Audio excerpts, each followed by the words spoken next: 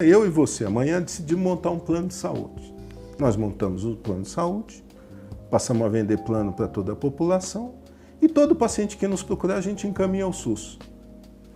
Ou seja, nós estamos arrecadando um valor, um dinheiro, sem a contrapartida da prestação de serviço.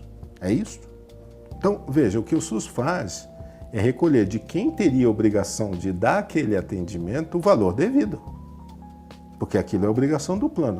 Em 2017, somente o estado de São Paulo julgou mais de 30 mil ações contra planos de saúde. Do total, 40% foram sobre exclusão de coberturas ou negativas de atendimento, outros 24% sobre reajuste abusivo de mensalidades. No IDEC, o Instituto Brasileiro de Defesa do Consumidor, os planos de saúde lideram o ranking de reclamações há 7 anos consecutivos. De acordo com os números divulgados em 2019, o segmento é responsável por mais de 30% dos registros. Outro mecanismo que favorece a lucratividade das operadoras privadas é a renúncia fiscal por parte do governo. Hoje, a regra permite que todos os gastos com despesas médicas ou de internação, inclusive as mensalidades dos planos de saúde, sejam deduzidos da base de cálculo do imposto de renda. Na prática, uma pessoa que recebe R$100 mil ao longo de um ano paga de imposto de renda cerca de R$24.500. Mas, se ela tiver gastado 20 mil em despesas com saúde, pode deduzir esse valor da base de cálculo. O imposto passa a incidir sobre 80 mil.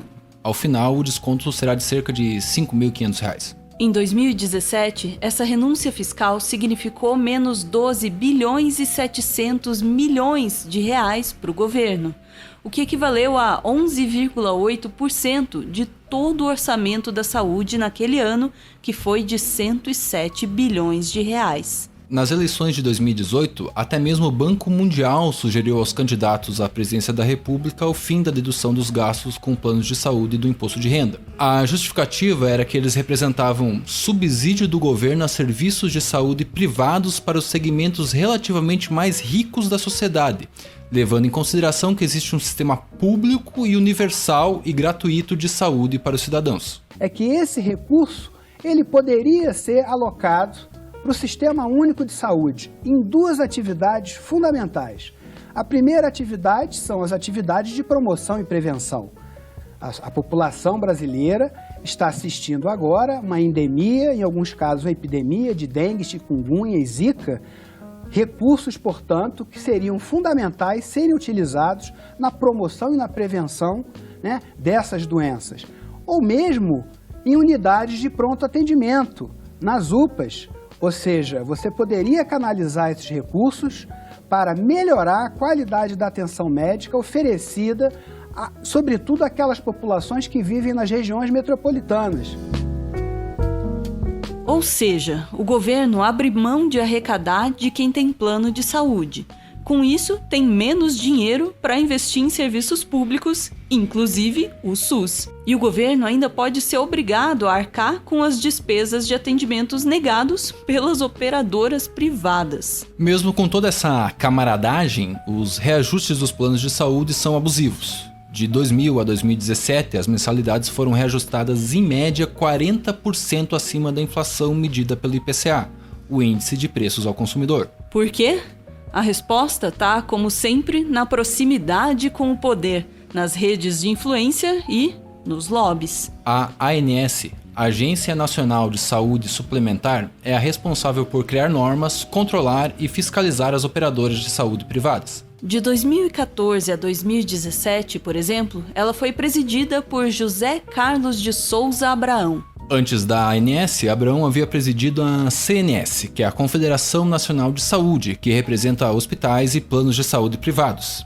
Também havia sido autor da ação direta de inconstitucionalidade que questionava o ressarcimento do SUS pelas operadoras, finalmente descartada pelo STF em 2018. Deve ser isso que queriam dizer com colocar a raposa para cuidar do galinheiro. Nas palavras do professor e pesquisador da Faculdade de Medicina da USP, Mário Schaeffer, a ANS é uma agência que desde sua primeira gestão é contaminada, capturada por interesses desse mercado que deveria regular. Esse é um grande problema que explica essa insatisfação generalizada e práticas abusivas que não são solucionadas. Me parece que a regulação é fraca e a ANS tem demonstrado uma posição muito mais favorável ao mercado do que aos usuários e consumidores. No passado recente, o lobby dos planos de saúde incluía também a destinação de recursos para financiar campanhas eleitorais. Em 2002, foram R$1.700.000. Em 2014, o montante subiu para 55 milhões.